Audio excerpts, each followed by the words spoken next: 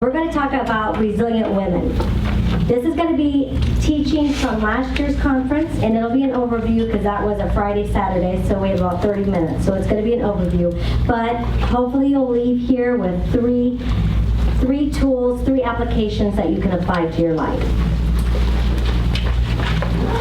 So I'm going to start by asking you a question. Can you hear me? Oh, it's weird. Okay, are you alive? Do you feel alive? And I'm not just talking about breathing, having a pulse, but do you actually feel alive? Ro asks me this at times, and when he asks me, I know that he usually is asking me when he doesn't feel alive, or he's going through a battle, or he's feeling like a failure, or feeling like he's not hearing from God. Sometimes we as women, we think we feel or we don't feel alive based on a comparison with other ladies. Because as women, we do that a lot. We look around and we find a woman and we compare ourselves to them. And we will say, like, well, it's easy for her to feel alive because she has a husband.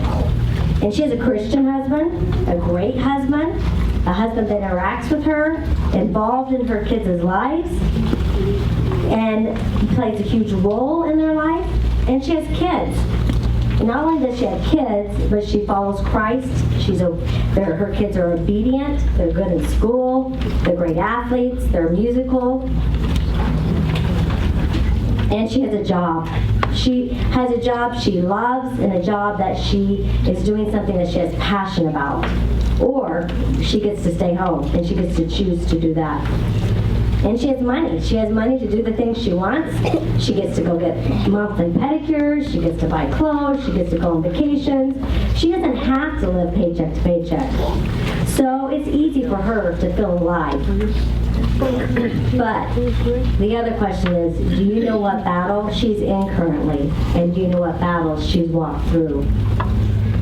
When in the battle, do you have that deep down knowing that you're okay, or that you're gonna be okay? So how does one walk through battles or their climb having that deep within them knowing that it's okay and that they still feel alive, they have the ability to shed and the ability to climb? Okay, so resiliency. Now I'm going to go over exactly what resiliency is. It is the capacity to recover quickly from difficulties. It is the ability of a substance or an object to spring back in the shape of it and its elasticity. Okay, so the Resilient Conference, if you ever see our conference, it's a rubber ball. It's a ball made of rubber bands. And I'm going to tell you why. Because each of the rubber bands represents attempts, failures, things that are embarrassing when you fall short of your goal. Average women, they just quit. And they say, it's not my gifting. I can't do it. It's not for me. But a resilient woman, she looks back and she reflects on that failure. The failed climb and looks at that, and they're able to extract out, they're able to pull out a win and find what's awesome in the middle of that failure, and that's the rubber band. And she adds that rubber band to her rubber band ball. A resilient woman, she knows she can find a win through success and failure. Therefore, she continues to press on and climb toward uncertainty because either way she wins. She wins if she found success, but even through failure, because that makes her more resilient, which ultimately makes her more successful with more wins. It's going through the battles, it's going through the struggles, the difficult times, and bouncing back further, because you added another rubber band ball. You are resilient. So how does one become resilient? We all have to learn to shed. We have to learn to shed. What does the shed mean? It means discard what is undesirable. I backpack on, and we go through life with a backpack. Our backpack is filled with emotional pain, it's filled with physical pain, and spiritual pain. It's filled with wounds. Wounds from our parents, from our pastors, our teachers, our husbands, our friends, and our coaches. And we carry them, all that stuff in our backs as we go through life, trying to do life, trying to feel alive, trying to get through the battles, feeling weighed down and overwhelmed. So we have to shed. We have to heal from that emotional pain, physical and spiritual pain. We have to release those wounds that your parents or your spouses or your teachers or your friends or your mentors or your coaches. We have to release those negative words spoken into our lives. Jesus knows your climb. Like going up the mountain with a backpack on, it gets heavier and heavier. The higher you get in that mountain, it gets heavier. So you have to start to shed the dead weight. You have to figure out what in this backpack can I get rid of, can I take out so I can climb higher. So I'll dig in my backpack and I find a coffee maker. And I have to ask my Sherpa, I have to ask my guide, do I need this? And he's going to say, no, get rid of it. I have instant coffee. You're good. We have to shed to go higher. We have to shed to go higher in our climb. So we know what resiliency is. We know we have to shed. We know we have to get rid of this backpack. So what's our climb? The climb. It's an ascent. It's like climbing. It's like going upward. It's moving with effort. It's moving toward uncertainty. It's moving toward your fear. It is in the act of moving toward your fear, your anxiety, and your offenses that you will climb higher than them and you'll find success and resiliency. People try to avoid it.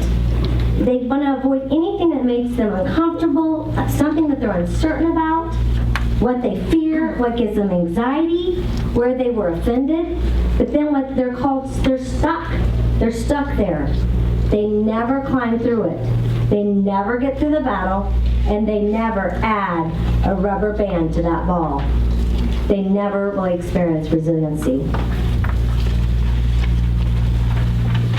So we know we have to shed, and we know we have to climb. But now we have to learn about our Sherpa. What is a Sherpa? It's one of the Tibetan ethnic groups native to the most mountainous regions of Nepal and the Himalayas. Sherpa is a guide. It's skilled and it's experienced. We all need Sherpas. We all need an experienced and skilled guide, whether that's a pastor, a mentor, a friend, a counselor, someone you do life with. This is a very kind of little example, but I needed a Sherpa. When we have a Tyler, he's 31, and when he was getting married, he was marrying a girl named Alicia, and she was from Illinois. And so we knew our friends and family weren't going to be able to go 8 hours away, most of them. So we did like a couple shower, and it was our little mini wedding. So I did the decorations. I'm not very creative. I can copy Pinterest. I can look at what she did here, how beautiful that was, and copy that. And it looked good. I felt like all my table decorations were good. I was proud of myself. I had done it. But my sister came to help me, and she has a interior design degree. And so I had them up. I thought they were great. She walks in and literally just barely tweaks them and took them all to a whole nother level. They looked awesome. So she was my Sherpa. She was my guide in that decorative. We all have to find Sherpas in all areas, in all the different areas of our life. But the ultimate Sherpa is Jesus Christ. He is the most skilled and experienced. He has presented and handled every battle, every anxiety, every fear, and every offense. And then he's given us a playbook, a plan of how to handle these things, which is the Bible, the Word of God. So that is a resilient woman. A quick overview. She has to shed her pain and all the stuff in her backpack. She has to climb. She has to climb toward her uncertainty, and she needs her guide to help her through that. So now let's apply it. We know how to be resilient. Now let's apply it to our lives. I came up with 3 things that I felt women need to shed. I'm the office manager of Renew in the Mind Clinic, and where my husband works. And just over the years, we've seen a lot of ladies come into the office. I do not know what personally happens in their sessions. I can't. It's confidential. But I do know the reason for the appointments, because all the new intakes have to come from me. So when I started thinking about being resilient, I had to think about, what do we struggle with as women? What holds us back? What's in that backpack? What do we need to shed? And I came up with 3 things. Women have a lot of anxiety. They have a lot of depression, and we hold offenses. So that's what we're going to walk through, being resilient in these areas. Anxiety, thinking about something over and over, not being able to shed it, contemplating a situation, contemplating a fear, contemplating a failure, contemplating the unknown, contemplating uncertainty. It'll stop you in your tracks. You will be unable to move. Unable to be that best mom, that best wife, that best coworker, the best friend. Because all you can do is think about that fear and that anxiety, the uncertainty. Depression is the bottomless pit. It's hopelessness. It's that dark hole in that tunnel that makes you can't breathe, you can't move, you don't want to get out of bed, you don't want to face your day, and you see no joy, you see no hope, and depression is real. And offenses. Someone wronged you, they offended you, they spoke negative words to you, they crushed you, and they attacked you, and they persecuted you. And we refuse to forgive. We refuse to live in freedom that comes from forgiveness. We would rather live in that offense. So how do we climb? How do we use our Sherpa? How do we move toward uncertainty when we face anxiety? We choose to face our anxiety, to walk through our anxiety. We go to the root of our fear. We go to the root of our fear and through this anxiety by speaking our scriptures over it, by going to prayer, and by worshiping. We look toward our Sherpa, our Jesus, to guide us. Philippians 4:6 says, "Be anxious for nothing, but in everything by prayer and supplication, with thanksgiving, let your requests be known to God." And Proverbs 16:3, "Commit your works to the Lord, and your thoughts will be established." Here, commit in the Bible means roll away. So prayer is rolling off your burden. Jimmy Evans, he works a lot with marriages and other things, and he says, if you go in your prayer closet and pray, and you come out still carrying that burden, you did not pray, you just griped. It's like you reached into that backpack to get rid of the old dead weight, and to show your Sherpa, you take it out and you look at it and you think, it's not worth it, and you put it right back into that backpack. Worshiping. The Lord loves the heart of a worshiper. And anxiety leaves when we focus on worshiping our King, our Savior, our healer, our deliverer, someone who is bigger than that anxiety. And the Word. Speak scriptures over your anxiety. Get into the Word. Write them down. Repeat them all day. Put them all over your house. Put them on your mirror in the bathroom and on your refrigerator. You can repeat those scriptures over and over again. Philippians 4:13 says, "I can do all things through Christ who strengthens me." And depression. I'm going to make a little note. There is a form of depression due to chemical imbalance and needs to be treated by a professional. That's not what I'm talking about here tonight. And obviously, Jesus is the ultimate healer and can heal anything. Nothing's impossible for him. But tonight I'm talking about and referring to situational depression or depression due to dealing with loss. So a situational depression is basically you become depressed because of life events, something that's happened in a situation that's happened in your life. And I'm going to give you 3 tools that Raul uses in the clinic And I'm teaching them as I talk about depression, but you can use these tools when you face anything in your life.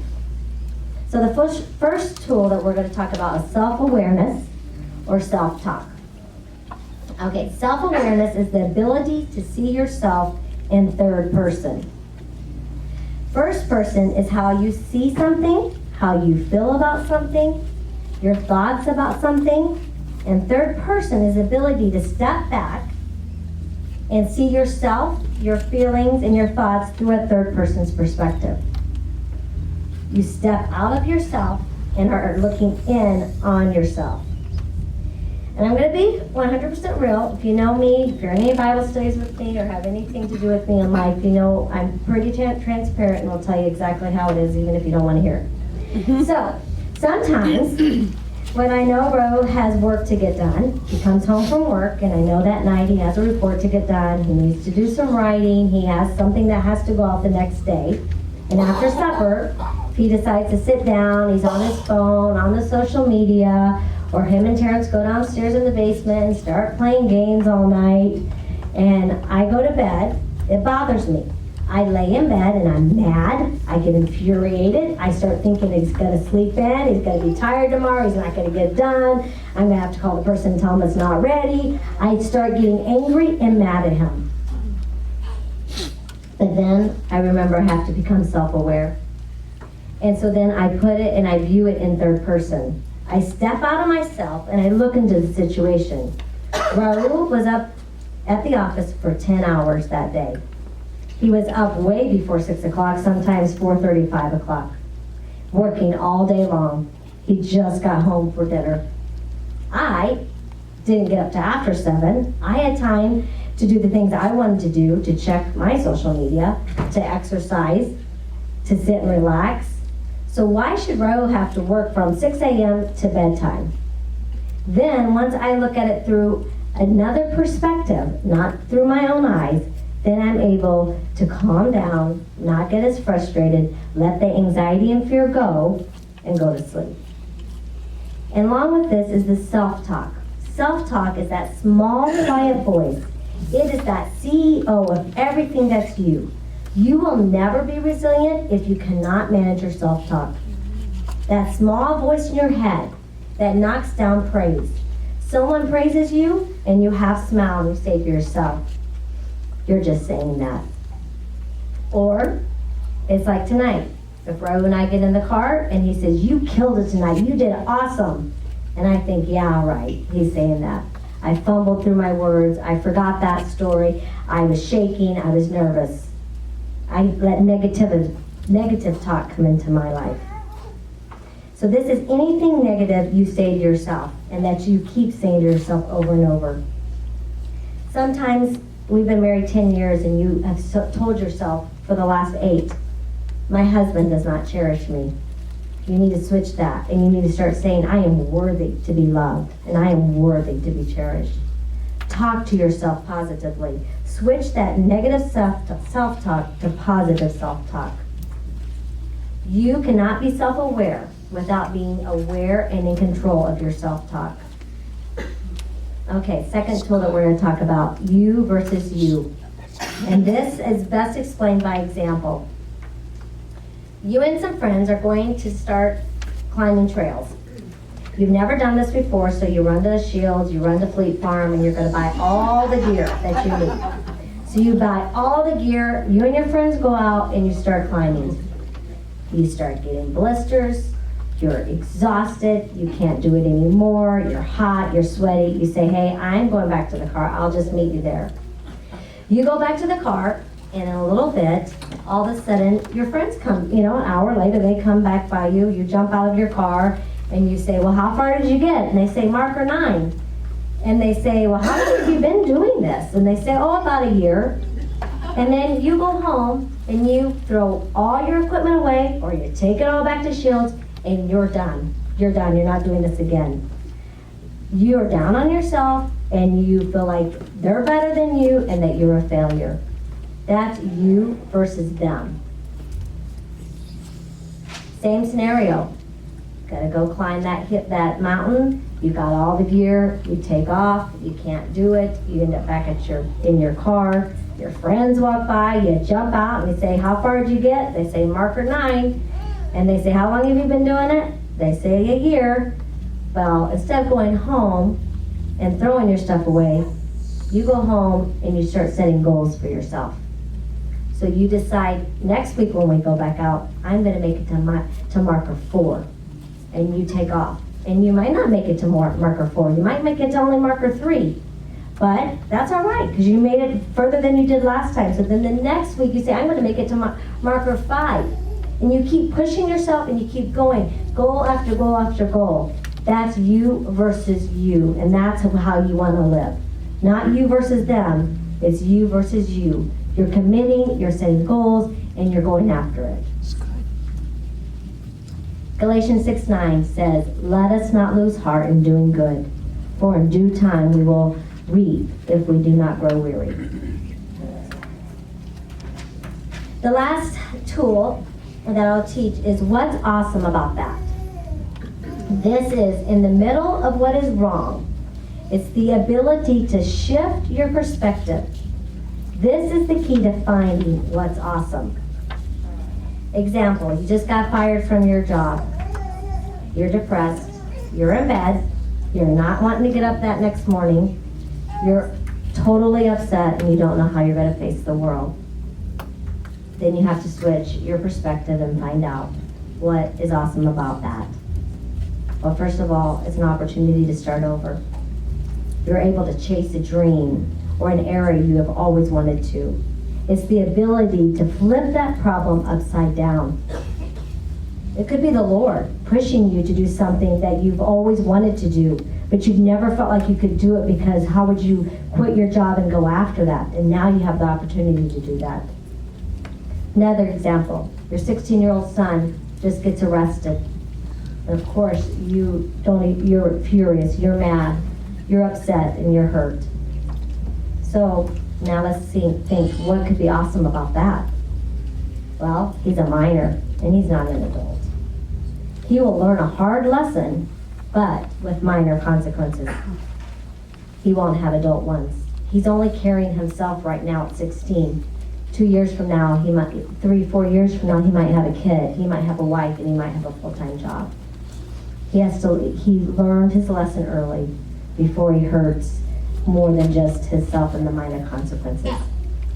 So these are 3 wins to beat your depression or your anxiety or anything you face in life. Proverbs 12:25, anxiety in the heart of a man causes depression, but a good word makes it glad. Read the word, meditate on it day and night. Worship. Put on worship music in your whole house. I have women will call or text and they're fighting with their husband. Something's happened with their kids. They're upset. And one of the first things I tell them is go put that worship music on and keep it on all day long. It will change the atmosphere in your home. And bring it to God by prayer and application. Bring it to the Lord. And practice the 3 wins. Practice your self-talk and your self-awareness. Practice your you versus you and finding what's awesome about that. Okay, now the climb in offenses. To climb, again, is to move toward that offense. You want to move toward forgiveness, your uncertainty and your fear. And you do that, once again, through worship. It gives you a heart of gladness, love, and compassion. The Word. Get into that Bible study, scriptures on forgiveness. Study them. John Bevere has a great book called The Bait of Satan. If you're really battling with offenses and you can't let them go, that's a great book to read. Colossians 3:13, bearing with one another, forgiving one another. If anyone has a complaint against another, even as Christ forgave, so you also must do. So you also must do. It's not a choice. The Bible says you have to do it.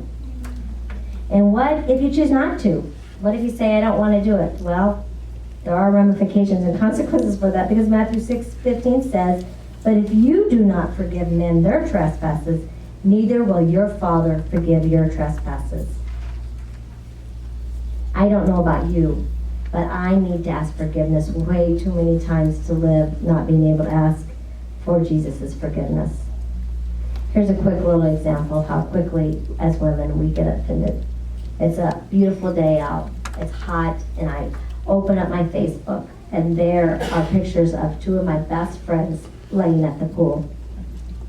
Instantly, you're hurt. Instantly, you're offended. And you start this self-talk, this negative self-talk to yourself. They must not be as close as friends as I thought. They must like being together way more than they like being with me. They must be mad at me. We have to switch that. Maybe they happened to end up at the pool. Didn't even invite each other. They just happened to both end up there. You don't know that.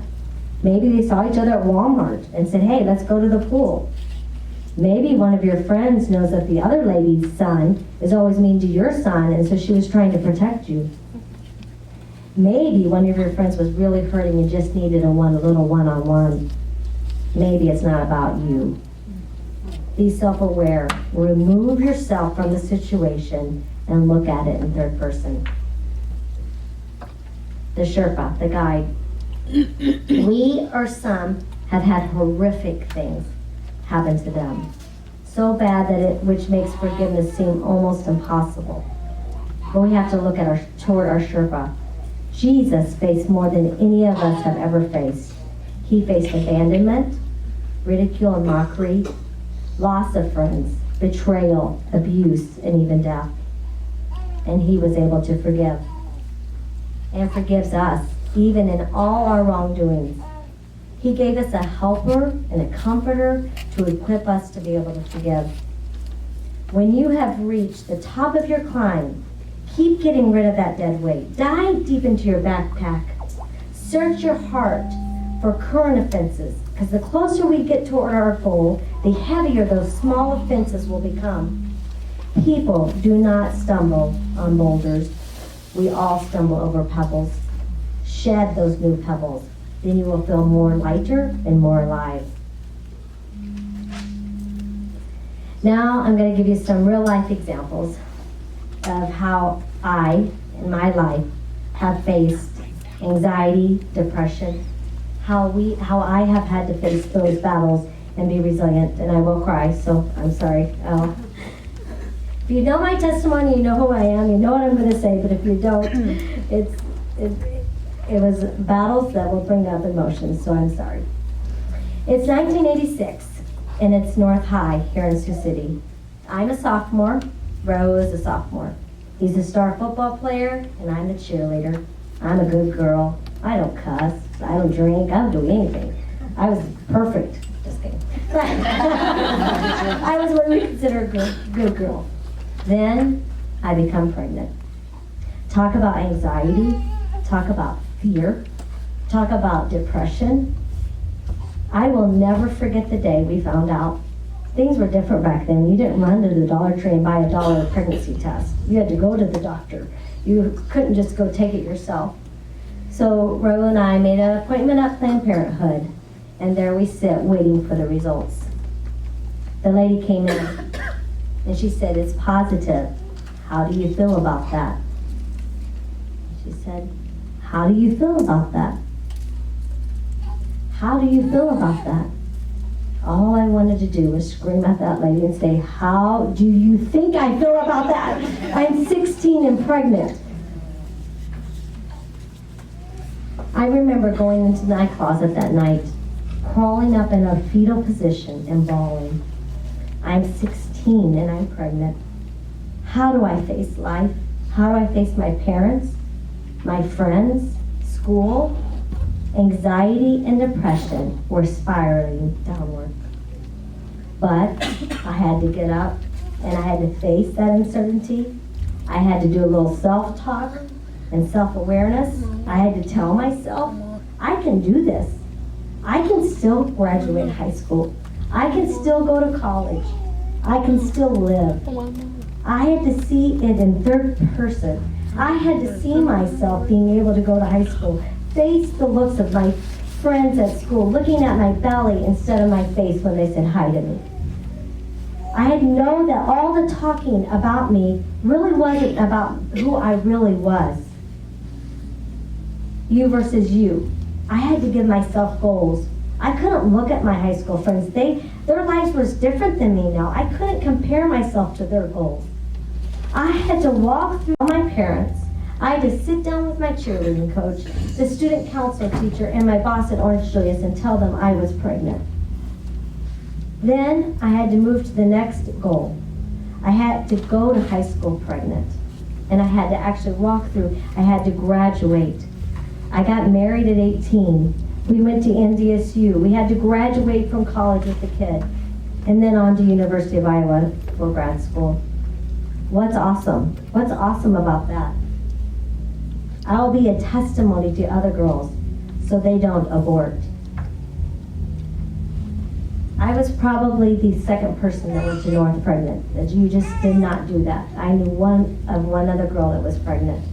And some people were negative and said, because after I continued in high school, there was a lot of girls that all of a sudden were pregnant. And they said, oh, because Stacey Fish did it, everyone else thinks it's the cool thing to do. But that wasn't it. They were pregnant no matter what. They just were dropping out or aborting that baby. And within the 2 years after I had that baby, programs were established for kids to stay in school and for daycares and for transportation. So I allowed other girls to not get pregnant, but to at least make better choices in that pregnancy. I had to find out what's awesome. Well, I can break all the norms for teen moms. I can graduate high school. I can graduate college, and I can go on and still have a family. And now that I have a baby, maybe Ro, if that hadn't happened, what would be awesome about that? Well, we might not have made it if I hadn't had that baby. He would have gone to football, a scholarship, probably went on to professional football, and I would have ended up in Springfield. We probably wouldn't be married today. And I had to look to my Sherpa. I had to ask for forgiveness. It was my mistake. It was my sin. But when we are repentant, the Lord can take something bad and He can turn it into good. I had to let Him guide me in my future. I had to submit my life fully to Him again. I had to look for mentors and guides to help us. We had to count on our parents for babysitting and everything else. We had to count on our coaches at NDSU to make sure we had married student housing and to help us out in those areas. We had to look to our Bible study leaders because we were 18 and married with a kid. We didn't know how to do that. So thankfully, I was resilient because today, that baby is Pastor Tyler, the youth pastor here. And he's led and he's guided many people to Christ. And many more children and many more youth will come to Christ because of him. Because my walk toward that uncertainty brought that and brought many to Christ. I can give you example after example of how we have faced battles. At 39 years old, my best friend, my mom, who served the Lord her whole life, she was a preacher's kid. I don't think she ever backslid. I don't think she had one day of rebellion in her life. Ends up with cancer and passes away. Talk about depression. Having to face life without your mom at 39. But I had to walk through that. And I had to find you versus you. And I had to do self-talk. And I had to think about the kids that lost their mom at 19. Lisa had her to 39. Each of my boys have had battles. If you know Tyler, and you've heard his testimony, you know his battles. And Terrence, he's had struggles and battles from early childhood, and that's his story to tell. Tavian, unfortunately, he's at home, so I can still tell his. Senior year's been hard. It's been fun, but he's had his own battles. His goal, his desire was going to the University of Chicago. He gave up many social events this fall. He spent hours applying, and there was so much involved in it. He just dove into it. He just knew he wanted to be there. He was denied. He was denied. He could apply again. He was denied twice. He was on our bed so many times crying. And Ro and I had to work and walk through him about why this would happen. What would be awesome about this? What is his you versus you? What is his self-talk? What is his perspective on all this? He ended up getting accepted into Johns Hopkins that he just happened to apply, which is probably way harder to get into than the University of Chicago. And he ended up being able to go to Creighton, which was one of his goals too. About a month before his last senior year of soccer, he is told he has to have knee surgery that probably would take him out for the whole season.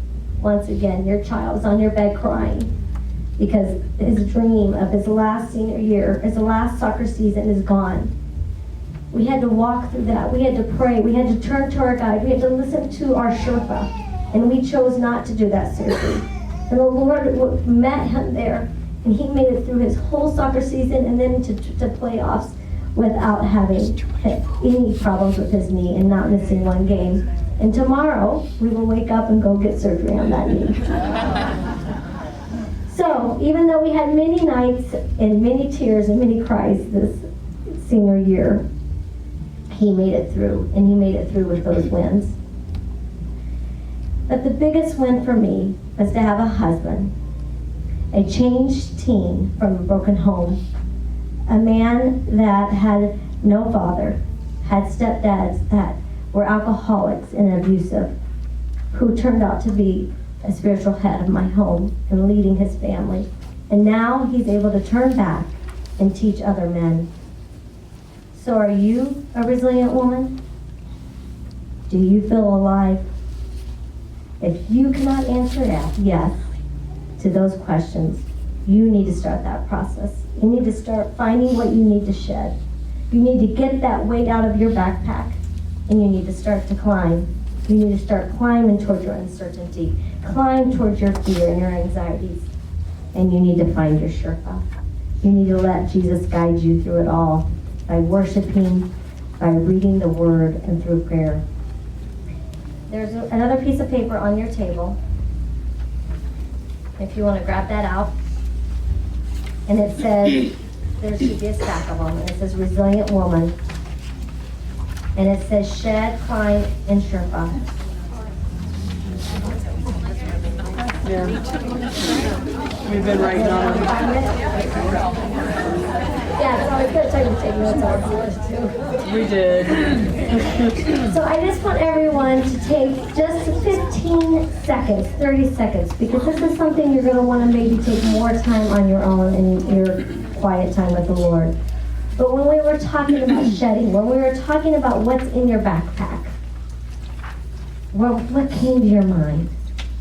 Just write that down. What came to your mind? What do you need to shed? What in your life do you need to get rid of?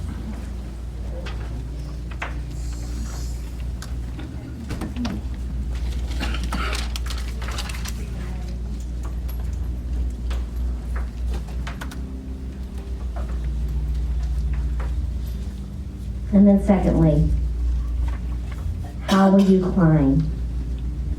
What will you start doing to move toward uncertainty? What is your climb going to be?